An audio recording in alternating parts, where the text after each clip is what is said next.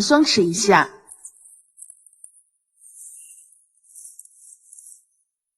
家里冰箱总是不知不觉积攒了好多的肥肉块，直接炖太油腻，扔了又太可惜。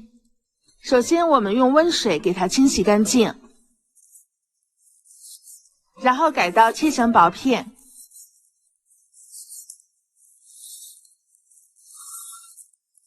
切成5毫米的厚度就可以，再改刀成1厘米宽的长条，最后全部切成小方丁，像这样子就可以啦。